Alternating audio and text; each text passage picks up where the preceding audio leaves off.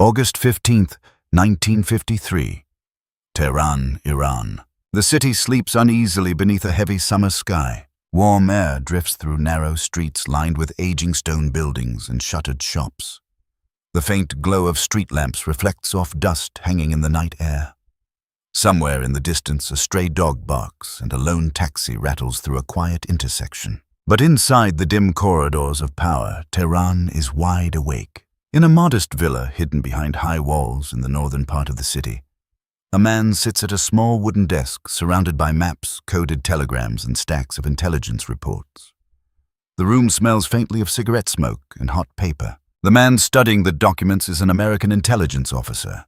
His name is Kermit Roosevelt, Jr. A senior operative of the Central Intelligence Agency. Roosevelt has spent months preparing for this night. Outside the villa, the streets appear calm, but scattered across the city, military units, political agents, and paid demonstrators are already moving into position. The operation they are about to launch carries a simple name: Operation Ajax. Its objective is nothing less than the removal of Iran's democratically elected Prime Minister, Mohammad Mossadegh. Only a few years earlier, Mossadegh had become a hero to millions of Iranians. A nationalist politician with aristocratic roots, but a populist message, he promised something Iran had not truly possessed for decades: control over its own wealth. For nearly half a century, Britain had dominated Iran's oil industry through the Anglo-Iranian Oil Company.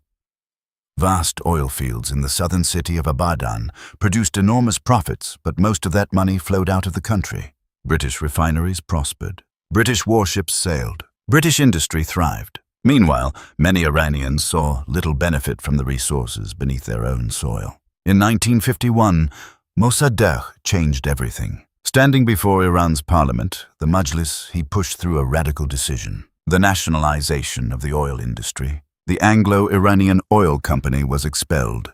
Its assets were seized. Iran declared that its oil would now belong to the Iranian people. For Britain, the shock was enormous. London suddenly lost control of one of the largest oil operations in the world. British officials reacted with fury. Economic sanctions were imposed. British engineers left the country.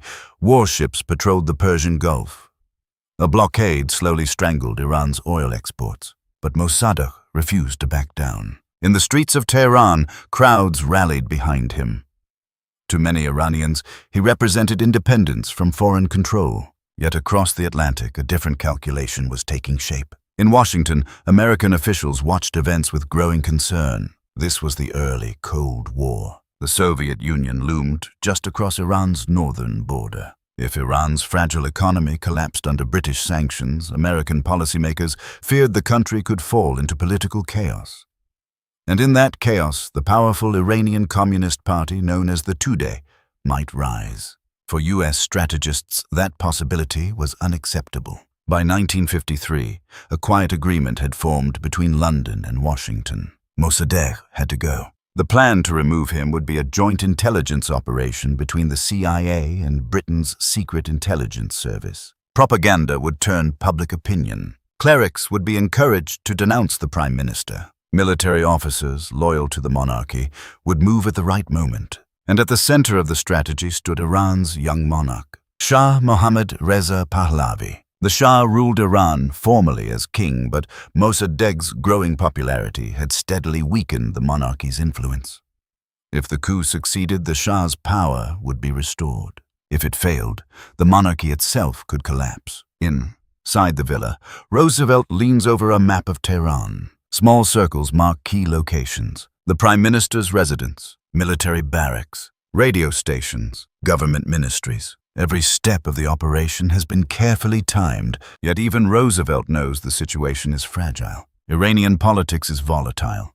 Military loyalty is uncertain, and Mossadegh himself is no fool. If he senses the plot in time, everything could unravel. Outside, the first vehicles begin to move through the dark streets. Army trucks roll quietly toward government buildings. Motorcycles carry sealed orders to officers waiting in barracks. The order being delivered tonight carries the Shah's royal signature. It dismisses Mossadegh as Prime Minister. In his place, the Shah has appointed a loyal general, Fazlollah Zahedi. If the military obeys the decree, Mossadegh will be arrested before sunrise. If they refuse, Iran could plunge into open conflict by morning. Shortly before midnight, Roosevelt receives a final message. The Shah has signed the decree. The operation is now irreversible. Across Tehran, agents fan out through the city. Some will distribute propaganda. Others will gather crowds. A few will guide military units toward key targets. Every movement is designed to trigger a chain reaction that will reshape the nation's political future. In the quiet hours before dawn, Tehran seems unaware of what is about to unfold. But beneath the silence, history is already in motion. Within 48 hours, Iran's government will collapse. A prime minister will fall. Foreign intelligence services will prove their power. And the consequences will echo through Iranian politics for generations. Tonight is only the beginning. The streets remain calm, but the storm is already gathering. By the time the first pale light of morning begins to creep across the rooftops of Tehran, the carefully constructed plan is already beginning to crack. Inside the residence of Prime Minister Mohammad Mossadegh, guards move quietly through the courtyard, unaware that a royal decree is already traveling toward them through the city's dark streets. Mossadegh himself, now in his 70s, lies awake in bed surrounded by stacks of government papers and telegrams. He has slept little in recent weeks. The pressure on his government has been relentless. For more than 2 years, Iran has been trapped in a political and economic siege. Since the nationalization of the oil industry in 1951, Britain has worked aggressively to isolate Mossadegh's government. Iranian oil exports have nearly stopped. Tankers sit idle in southern ports. Government revenue is collapsing. Inflation spreads through Tehran's bazaars. Factories slow production. Workers worry about wages. Yet Mossadegh remains defiant. To many Iranians, he is the symbol of national dignity. In the crowded streets of the capital, posters bearing his image hang from shop windows. Students chant his name during rallies. Newspaper editors praise his courage. But behind the scenes, his enemies are multiplying. Powerful landowners resent his reforms. Conservative clerics distrust his secular nationalism. Military officers, loyal to the Shah, fear the weakening of royal authority. And beyond Iran's borders, foreign intelligence agencies quietly coordinate efforts to bring his government down. In Washington, the administration of President Dwight Eisenhower has concluded that the situation can no longer be left to chance. American officials believe that the continued instability of Iran could create an opportunity for Soviet influence to expand southward. Iran sits in a strategically vital location. To the north lies the Soviet Union. To the south lies the Persian Gulf and its vast oil reserves. If Iran were to fall into the communist sphere, the balance of power across the Middle East could shift dramatically. For American planners in the early Cold War, this is an unacceptable risk. Thus, Operation Ajax moves forward. But the first phase of the plan is not military force. It is persuasion. Over the weeks leading up to this night, IA and British intelligence operatives have quietly funded newspapers, political organizations, and religious leaders willing to criticize Mossadegh. Articles appear accusing the Prime Minister of destroying the economy. Rumors circulate that he secretly plans to abolish the monarchy. Street protests begin to grow more chaotic. Some demonstrators support Mossadegh, others denounce him. Many do not even know who organized the rallies they are attending. Money moves quietly through Tehran's political networks, passed from intelligence operatives to intermediaries, from intermediaries to street organizers, who can summon crowds with a few hours' notice. The city becomes a stage where anger and confusion mix together. At the center of the unfolding drama stands the Shah. Mohammad Reza Pahlavi is only in his 30s, and his rule has often seemed uncertain. Although he wears the crown of Iran, Mossadegh's popularity has overshadowed him. Many Iranians view the Prime Minister as the true leader of the nation. The Shah fears what will happen if the coup fails. Mossadegh could move to remove him entirely. Some advisors have already warned that the monarchy itself may not survive another political crisis. On the evening of August the 15th, the Shah finally signs the royal decree dismissing Mossadegh. But almost immediately, fear grips the palace. Reports arrive that military officers are hesitating. The Shah begins to doubt whether the operation will succeed. Within hours, he makes a decision that reveals his deep uncertainty. He leaves the country. Accompanied by Queen Soraya, the Shah boards an aircraft and flies first to Baghdad, then onward toward Rome. Officially, it is a temporary departure. In reality, it is an escape. If the coup fails, he does not want to be in Tehran when the consequences arrive. Back in the capital, events take an unexpected turn. The royal messenger carrying the decree arrives at Mossadegh's residence shortly before dawn. Instead of quietly arresting the Prime Minister as planned, the officers involved in the mission encounter resistance from loyal guards. The plot is exposed. Mossadegh is immediately alerted. Within hours, word spreads through the city that a coup attempt has been discovered. Supporters of the Prime Minister flood into the streets. Crowds gather outside government buildings chanting in support of Mossadegh and denouncing the Shah. Radio Tehran broadcasts dramatic announcements. The government declares that a conspiracy against the state has been defeated. Several officers involved in the attempted arrest are quickly detained. For a moment, it appears that Operation Ajax has completely failed. Inside the CIA's covert headquarters in Tehran, Kermit Roosevelt receives the devastating news. The Shah has fled. The military plot has been uncovered. Mossadegh remains firmly in power. Under normal circumstances, the operation would end here. Washington would withdraw. The CIA team would leave the country. But Roosevelt refuses to abandon the mission. He believes that the political situation inside Iran is still volatile enough to be manipulated. Mossadegh's victory may not be as secure as it appears. And if the right pressures are applied, the government might still collapse. Across Tehran, tension builds as rumors swirl through the streets. Some say the Shah has been overthrown. Others insist he will return with the army. Political factions begin organizing new demonstrations. The struggle for control of Iran is far from over. In fact, the most decisive moment of the entire crisis has not yet arrived. Within 4 days, Tehran will erupt into one of the most dramatic political confrontations in modern Middle Eastern history, and the fate of Iran's democracy will hang in the balance. For a brief moment after the failed arrest attempt, Tehran breathes as if the danger has passed. Radio broadcasts declare the conspiracy defeated. Government officials speak confidently about the strength of Iran's constitutional order. Supporters of Prime Minister Mohammad Mossadegh pour into the streets celebrating what appears to be a victory over royalist intrigue. Crowds gather in front of the parliament building. Banners praising national independence wave above the masses. Loudspeakers crackle as speakers condemn the attempted overthrow. The Shah, they say, has fled. The monarchy, they argue, has revealed its weakness. In the early hours following the failed coup, Mossadegh appears to have complete control of the situation. Police units begin arresting officers suspected of involvement in the plot. Military commanders are ordered to reaffirm their loyalty to the government.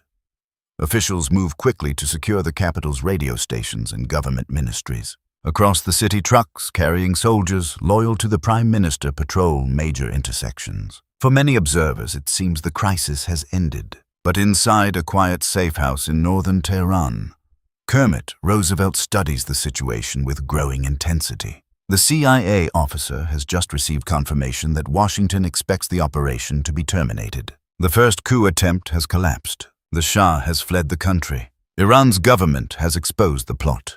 From the perspective of American headquarters, the mission is finished. Roosevelt refuses to accept that conclusion. Instead of preparing to evacuate, he begins making phone calls. Over the next several hours, he contacts a network of Iranian intermediaries that intelligence agencies have cultivated for months. Some are journalists, some are political organizers.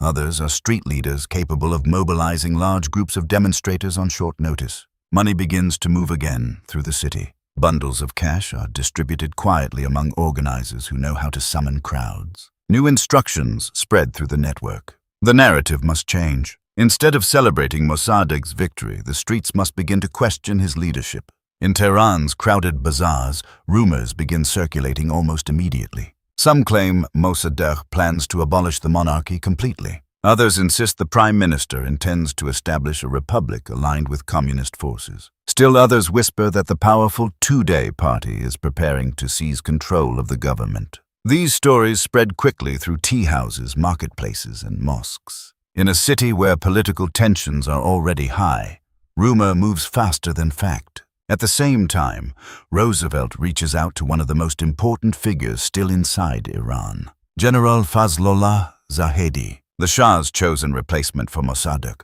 Zahedi has gone into hiding after the failed coup attempt, moving secretly between safe houses to avoid arrest.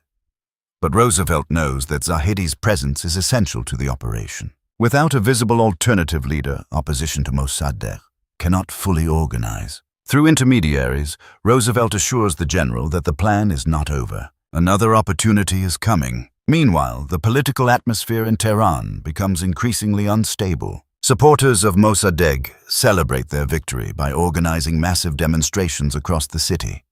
Thousands march through central squares carrying portraits of the Prime Minister. But the celebrations create a new problem. Some demonstrators begin calling for the abolition of the monarchy. Statues of the Shah are pulled down. Royalist symbols are attacked. For conservative political forces and many religious leaders, these scenes are alarming. Iran has been a monarchy for centuries.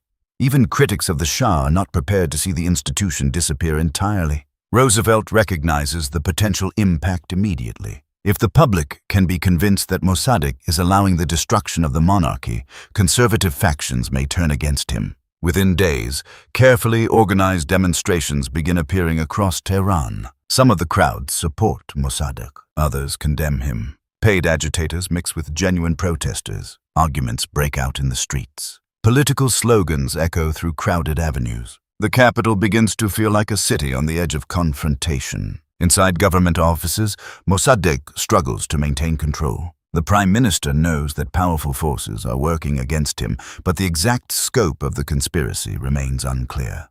Advisors warn him that elements within the military may still be plotting. Others urge him to move decisively against the Shah's remaining supporters. But Mossadegh hesitates. He believes in constitutional government and fears that extreme measures could damage the legitimacy of his administration. That hesitation creates an opening. Across Tehran, anti-government demonstrations begin to grow larger and more aggressive. Groups of men armed with sticks and clubs appear in crowded streets. Some shout royalist slogans praising the Shah. Others attack offices belonging to political parties allied with Mossadegh. Police struggle to maintain order. Shops close early. Families stay indoors as tensions rise. Behind the scenes, Roosevelt continues coordinating the next phase of Operation Ajax. Military officers, who remained uncertain after the failed coup, are contacted again.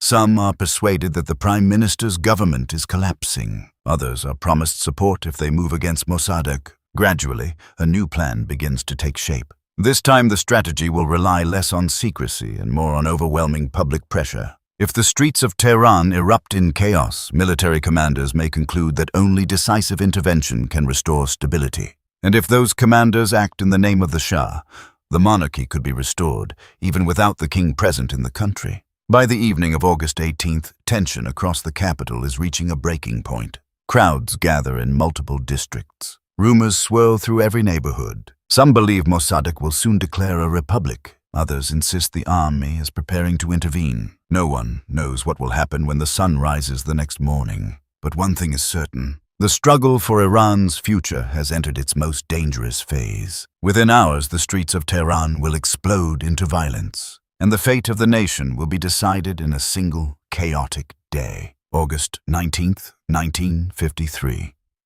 Tehran wakes under a sky already heavy with tension. At first, the streets appear ordinary. Shopkeepers lift their metal shutters. Street vendors push wooden carts filled with fruit into crowded alleys. Buses rattle through intersections as workers head toward offices and markets. But beneath the routine of daily life, something else is stirring. Small groups of men begin gathering in the southern districts of the city. Some carry wooden sticks. Others wave portraits of the Shah. A few shout slogans calling for the restoration of the monarchy. At first, the crowds are small. Then they begin to grow. Word spreads quickly through Tehran's neighborhoods. Demonstrators march through bazaars and crowded streets shouting against Prime Minister Mohammad Mossadegh. Some chant praise for the Shah who has fled the country only days earlier. Others simply join the movement because it is already in motion. Money has helped bring some of them there. But many are driven by genuine anger, confusion, or fear about the country's future. As the morning progresses, the demonstrations begin to merge. Hundreds become thousands. Crowds move through central Tehran, waving flags and banners. Some demonstrators overturn newspaper kiosks that support the government. Others attack offices associated with Mossadegh's political allies. Police units initially attempt to disperse the crowds, but the scale of the unrest quickly overwhelms them. Across the city, different factions begin clashing in the streets. Supporters of Mossadegh rush to defend government buildings. Royalist groups surge forward, chanting the Shah's name.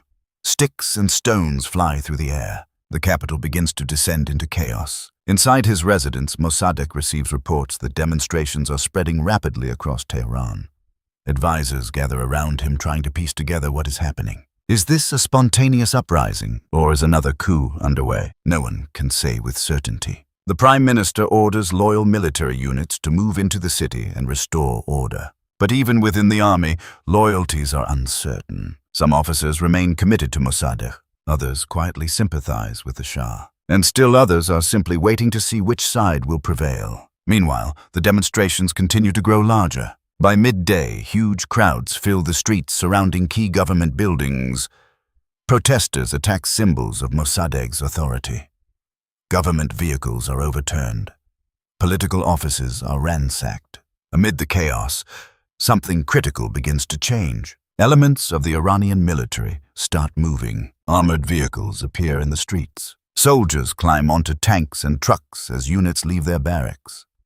But instead of moving to protect the government, some commanders begin positioning their forces alongside the demonstrators. The balance of power shifts rapidly. When soldiers join the crowds, the protests transform into something far more dangerous, a rebellion backed by armed force. Word spreads quickly that General Fazlollah Zahedi has emerged from hiding. The Shah's chosen replacement for Mossadegh now appears publicly for the first time since the failed coup attempt days earlier. Supporters gather around him. Some soldiers salute. Others begin directing demonstrators towards strategic targets across the city. One of the most important objectives is the national radio station. Control of the radio means control of the narrative. By early afternoon, tanks and armed crowds surround the building.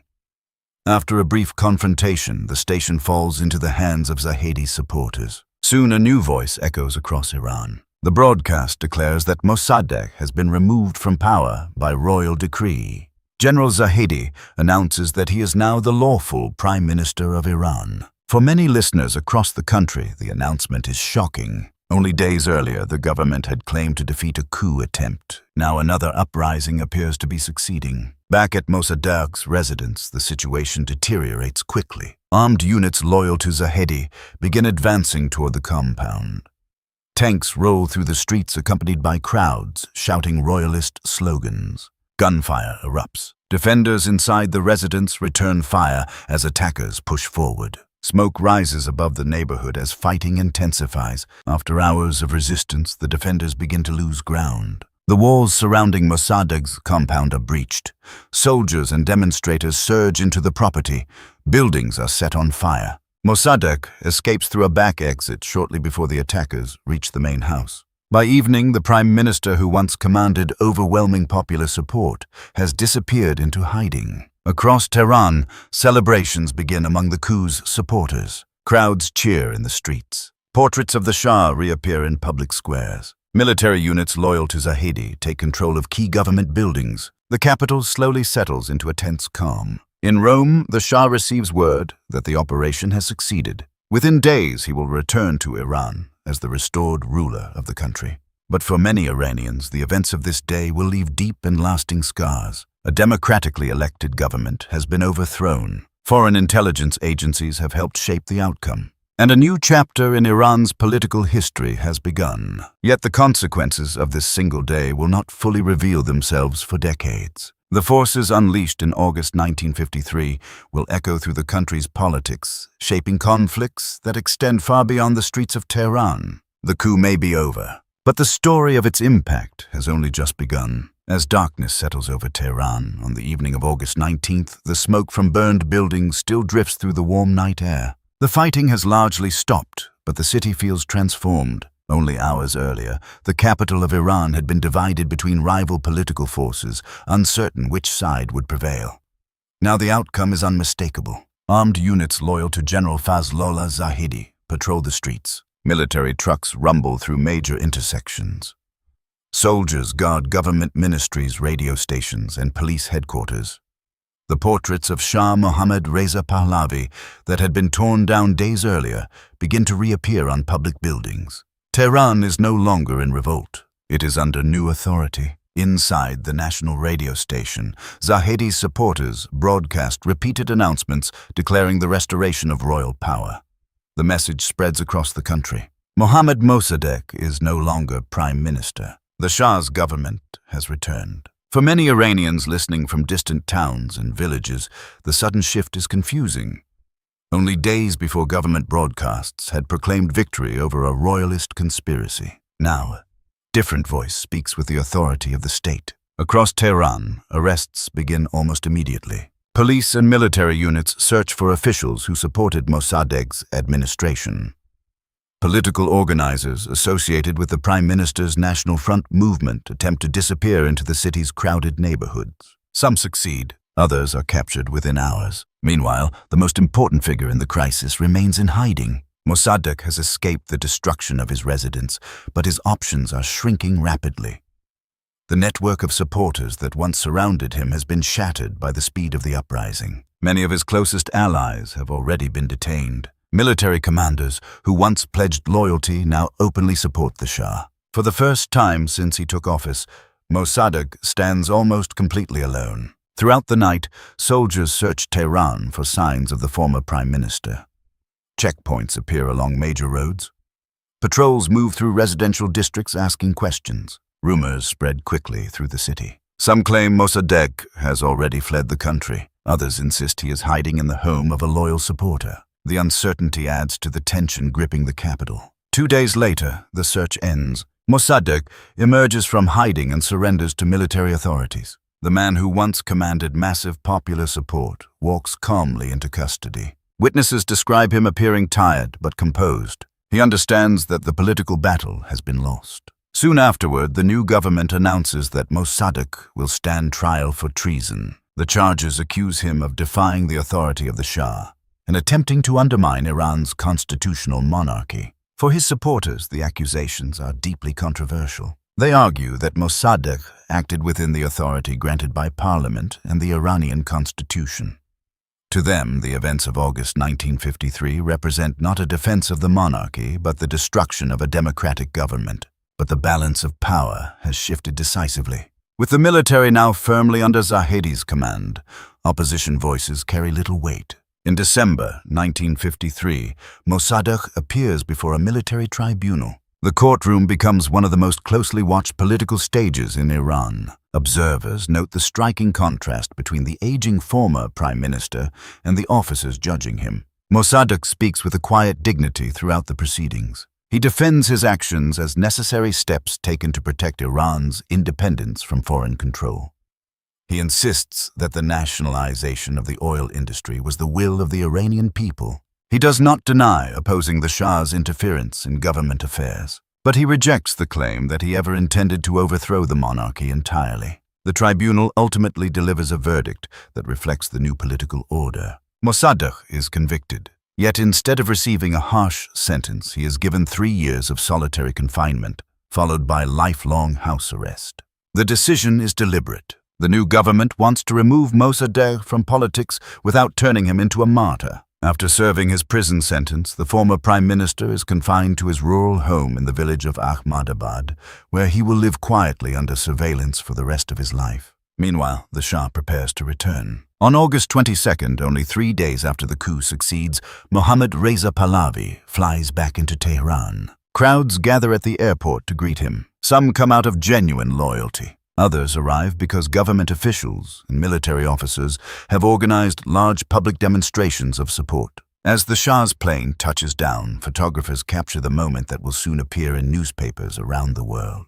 The young monarch descends the steps smiling. For him, the events of August 1953 have transformed his position dramatically. Only days earlier, he had fled the country fearing the collapse of his rule. Now he returns with his authority, strengthened by the success of the coup. Behind the celebrations, however, a new political reality is taking shape. The monarchy will no longer tolerate the kind of independent political movement that once elevated Mossadegh to power. In the years ahead, the Shah will gradually consolidate control over Iran's political system. Political parties will be weakened. Opposition voices will be silenced. Security services will expand their reach into nearly every corner of Iranian society. The democratic experiment that briefly flourished under Mossadegh has come to an abrupt end, but the memory of that experiment will not disappear. For many Iranians, the events of 1953 will remain a symbol of lost sovereignty and foreign interference. And those memories will eventually fuel a new revolution that no one in 1953 can yet imagine. The days following the coup are filled with celebration in official circles, but beneath the surface of Tehran, a different mood quietly spreads. Confusion, resentment, uncertainty. For many Iranians, the events of August 1953 unfold too quickly to fully understand. In less than a week, the nation has moved from apparent political stability to the sudden collapse of its government. Prime Minister Mohammad Mossadegh is gone. General Fazlollah Zahedi now sits in the Prime Minister's office. And Shah Mohammad Reza Pahlavi returns to the capital with authority stronger than at any moment since his coronation. But restoring control over a country shaken by political upheaval requires more than the dramatic events of a single day. The new government must secure power. One of its first priorities is the reorganization of the Iranian military. Officers suspected of loyalty to Mossadegh are quietly removed from key positions. Some are forced into retirement. Others are reassigned far from the capital where their influence will be limited. At the same time, commanders who supported the coup find their careers advancing rapidly. The message spreads clearly through the ranks. Loyalty to the Shah will now determine the future of the armed forces. Meanwhile, political organizations that once formed the backbone of Mossadegh's National Front movement begin to dissolve under pressure. Newspapers that had supported the Prime Minister suddenly close their offices.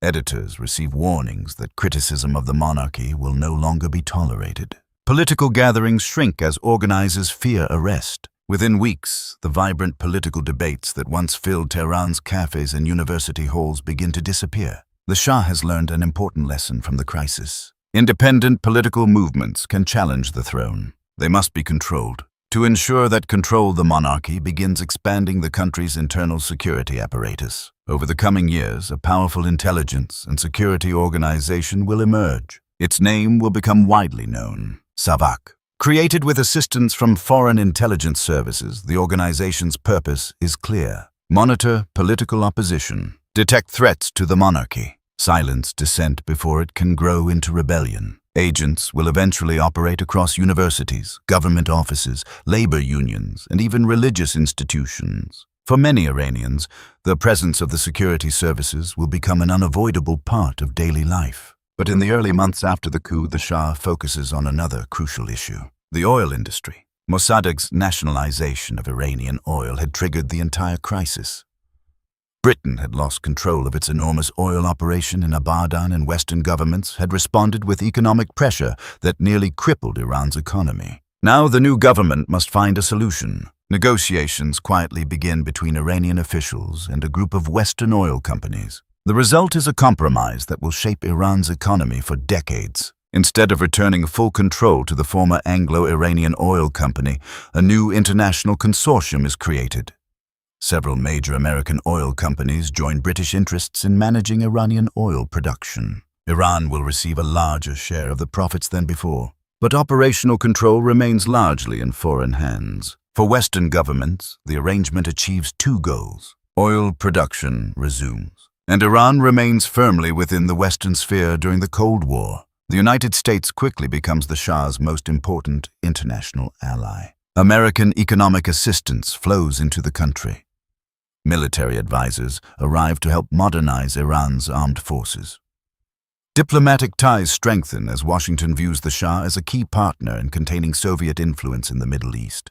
From the perspective of American policymakers, Operation Ajax has succeeded. A government considered unstable has been replaced. A friendly monarch now rules a strategically important nation. But the deeper political consequences inside Iran are far more complicated. Many Iranians remember that their elected prime minister was removed with the assistance of foreign intelligence agencies. That memory begins quietly embedding itself in public consciousness. At first, the resentment remains subdued. The Shah's government controls the political system tightly enough to prevent open protest.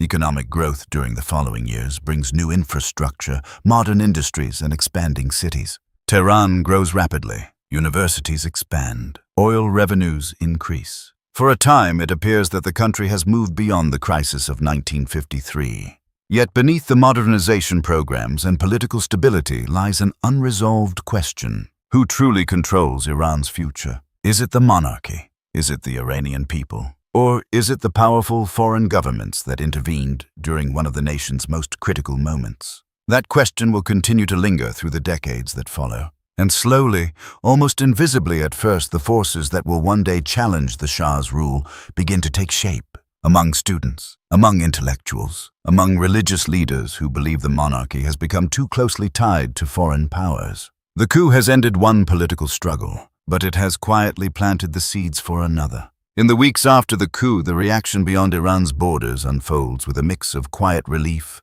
cautious celebration, and carefully managed silence. In London, officials within the British government view the outcome as a strategic victory. For more than 2 years, Britain had struggled with the consequences of Mohammad Mossadegh's nationalization of the oil industry. The loss of the Anglo-Iranian oil company had been more than an economic shock. It had been a challenge to Britain's long-standing influence in the Middle East. Now that challenge appears contained. British diplomats quickly begin working with the new Iranian government to rebuild relations that had been shattered during the oil crisis. Negotiations resume behind closed doors as Western oil companies prepare to return to Iran under the newly proposed international consortium. But even as British leaders quietly celebrate the restoration of stability, the operation itself remains officially unacknowledged. Publicly, the fall of Mossadegh is described as an internal Iranian development. Privately, intelligence officials understand that the events of August 1953 represent one of the most successful covert operations of the early Cold War. Across the Atlantic, the response in Washington follows a similar pattern. Inside the administration of President Dwight Eisenhower, senior officials express satisfaction with the outcome of Operation Ajax. The United States has prevented a political crisis in a strategically vital region and strengthened the position of a friendly government. To American policymakers focused on the global rivalry with the Soviet Union, the stakes had been enormous. Iran borders the southern frontier of the Soviet sphere. A shift in its political alignment could have opened new opportunities for communist influence across the Middle East by restoring the authority of the Shah. American leaders believe they have stabilized the region, yet the operation remains secret. In public statements, American officials avoid acknowledging any direct role in the coup. Newspapers across the United States report on the dramatic events in Tehran, but frame them as the result of domestic political tensions. The hidden hand guiding those events stays largely invisible. For the Soviet Union, however, the situation looks very different. Soviet leaders had watched the crisis in Iran closely.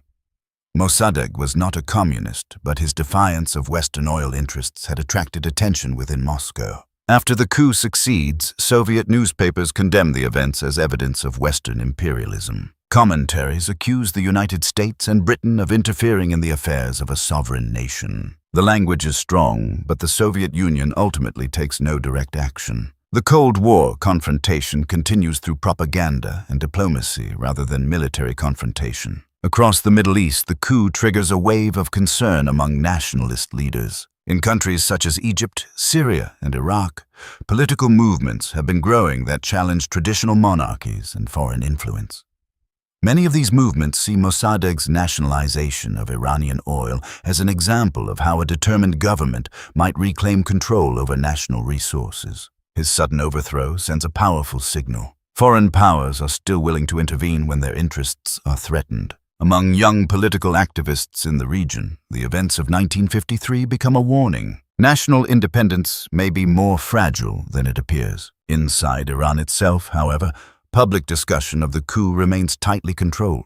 The Shah's government encourages a narrative that portrays the events of August as a patriotic uprising that saved the nation from instability and possible communist domination. Official newspapers repeat this version of the story. Schools teach that the monarchy protected the country from political chaos. For many years, questioning that narrative carries real risks. But history has a way of resurfacing. In the decades that follow, fragments of the hidden story slowly emerge. Former intelligence officers begin speaking privately about the operation. Documents circulate quietly among historians. By the late 20th century, evidence becomes impossible to ignore. In 2000, a former American Secretary of State publicly acknowledges that the United States played a role in the overthrow of Mossadegh.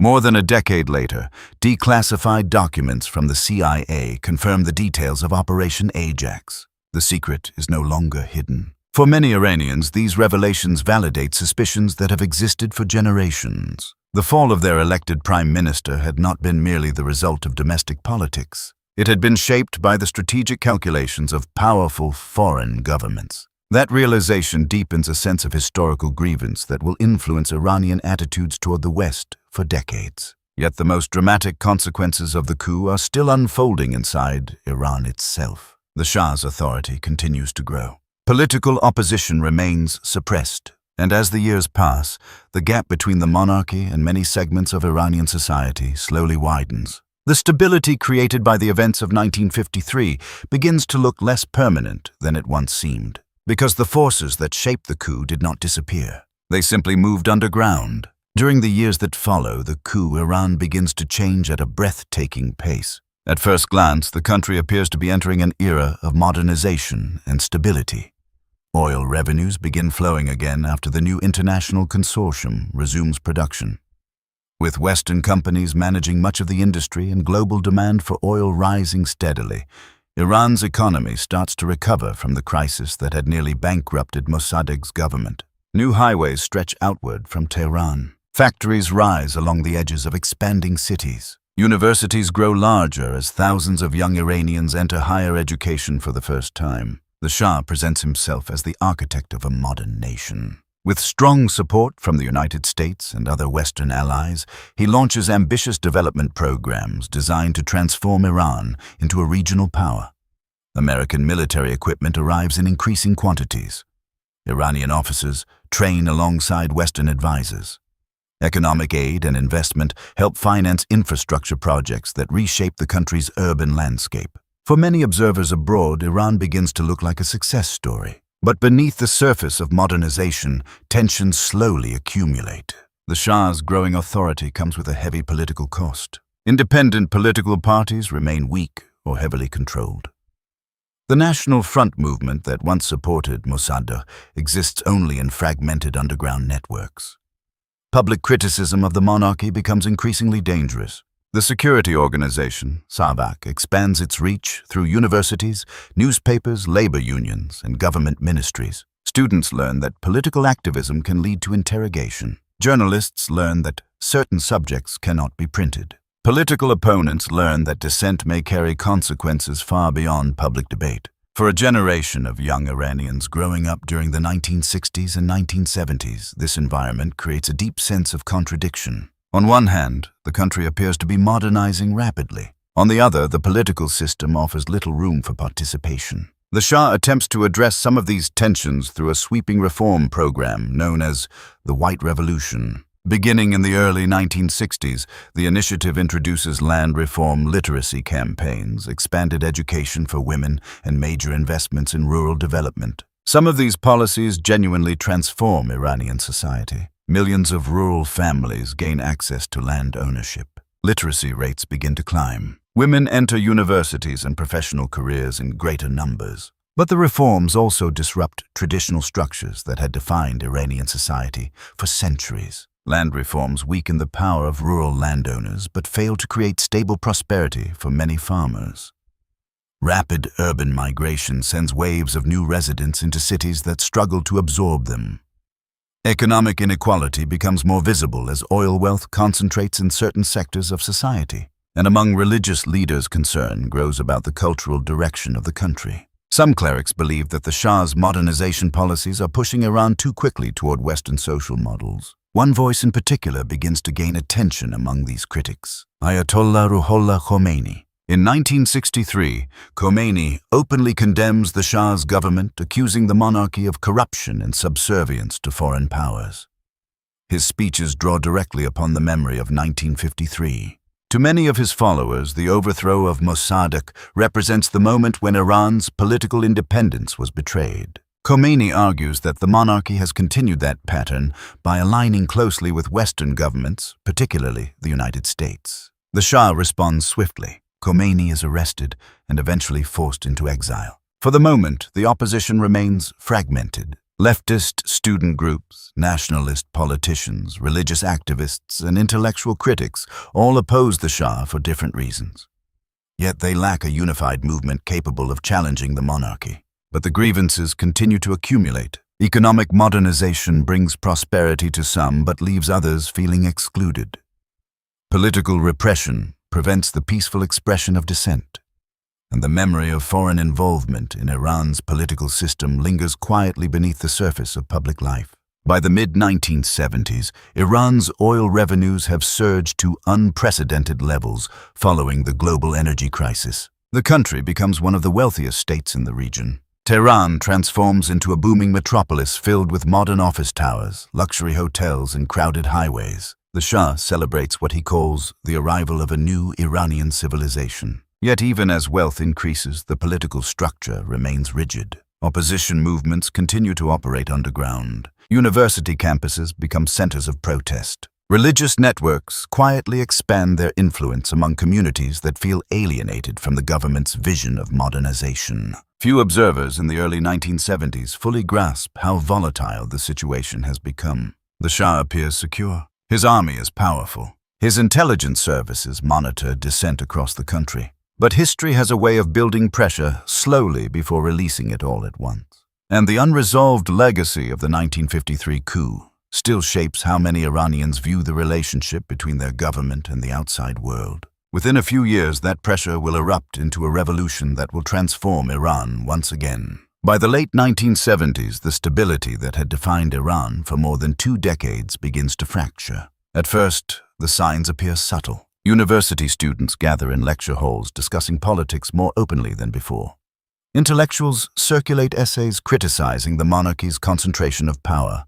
Religious networks expand quietly through mosques and seminaries. Then the protests begin. In early 1978, demonstrations erupt in the holy city of Qom after an article published in a government-aligned newspaper insults Ayatollah Ruhollah Khomeini, the cleric who had spent years in exile criticizing the Shah's rule. Religious students flood into the streets. Security forces respond with gunfire. Several protesters are killed. In the political culture of Iran, mourning ceremonies follow a traditional cycle of 40 days. Each memorial gathering becomes another opportunity for protest.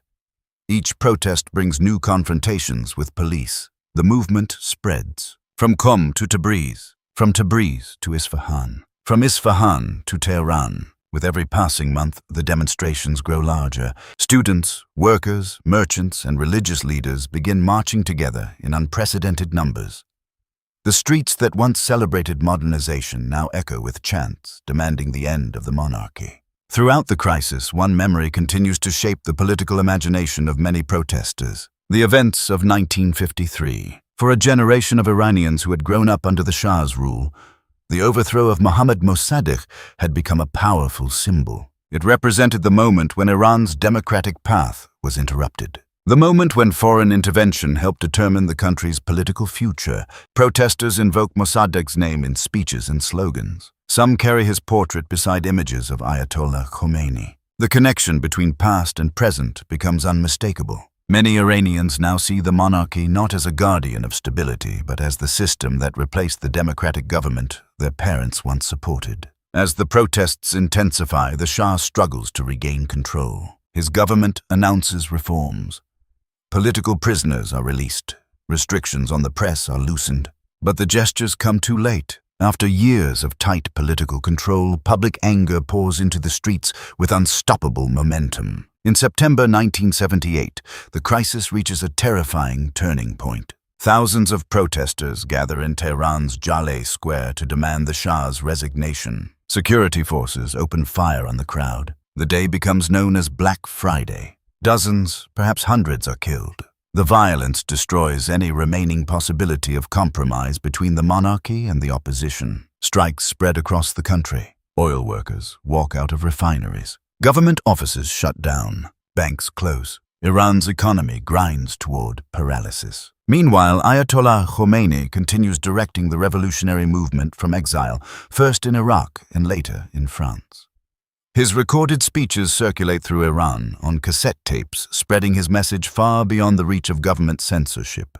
In those messages, he repeatedly condemns the Shah's rule as illegitimate and corrupted by foreign influence. The theme resonates deeply. The memory of Operation Ajax has never disappeared from Iranian political culture. Now it becomes part of the revolutionary narrative. As 1979 approaches, the monarchy begins to collapse. On January 16th, the Shah leaves Iran. Officially, it is a temporary departure for medical treatment and rest. But many Iranians understand that the era of royal rule is ending. Within weeks, Ayatollah Khomeini returns from exile. Millions gather in Tehran to welcome him. The revolution that follows will dismantle the monarchy, replace it with an Islamic republic, and transform Iran's relationship with the outside world. For the United States, the consequences are profound. Only months after the revolution, Iranian students seize the American embassy in Tehran, beginning a hostage crisis that shocks the world. In the minds of many revolutionaries, the embassy symbolizes something larger than diplomatic presence. It represents decades of foreign influence over Iranian politics. And in that history, the coup of 1953 stands as one of the defining moments. The operation that once seemed like a strategic victory during the Cold War now appears as the beginning of a chain reaction that no one had fully anticipated. The consequences of that decision have stretched across generations, and they are still unfolding. Looking back across the decades, the events of August 1953 stand as one of the most consequential turning points in modern Middle Eastern history. At the time, Operation Ajax appeared to be a swift and effective solution to a geopolitical problem. In the tense atmosphere of the Cold War, American and British policymakers believed they were protecting strategic interests and preventing instability along the southern border of the Soviet Union. From their perspective, the mission had succeeded. A government that challenged Western oil control had been removed. A friendly monarch had been restored to power. Iran remained firmly aligned with Western political and economic systems. For years afterward, the operation was considered a textbook example of covert intervention. But history rarely unfolds according to the expectations of those who attempt to shape it. Inside Iran, the removal of Mohammad Mossadegh created a deep fracture in the country's political identity. Mossadegh had represented more than a prime minister. He had symbolized the possibility that Iran could govern itself through constitutional institutions while maintaining independence from foreign domination. When that government fell, many Iranians concluded that external powers still held enormous influence over their nation's destiny. Even during the decades of economic growth and modernization that followed, the memory of 1953 remained embedded in political discussions, intellectual debates, and popular culture. Parents spoke about it to their children. Students debated it in universities. Political activists invoked it when criticizing the monarchy. The story of the coup slowly transformed into a national narrative about sovereignty, betrayal, and resistance. For the United States, the long-term consequences proved far more complicated than the original planners had imagined. During the 1950s and 1960s, Iran became one of Washington's closest allies in the Middle East. The Shah's government purchased vast quantities of American military equipment and cooperated closely with Western intelligence agencies. Strategists in Washington viewed the relationship as a cornerstone of regional stability. But beneath that alliance, resentment toward foreign involvement in Iranian politics continued to grow. When the revolution of 1979 finally erupted, the anger that fueled the uprising drew heavily from historical grievances. The memory of Mossadegh's overthrow helped shape how many revolutionaries interpreted the relationship between Iran and the West. In their view, the events of 1953 demonstrated that foreign governments were willing to intervene whenever Iranian politics threatened their interests. This perception influenced the new Islamic Republic's approach to international relations. Suspicion toward Western intentions became deeply embedded in Iranian political thinking. Even decades later, leaders in Tehran continue referencing the coup when discussing their country's history. For historians and political analysts, the story of Operation Ajax offers a powerful lesson about unintended consequences. Short-term strategic victories can carry long shadows. Actions designed to stabilize one moment in history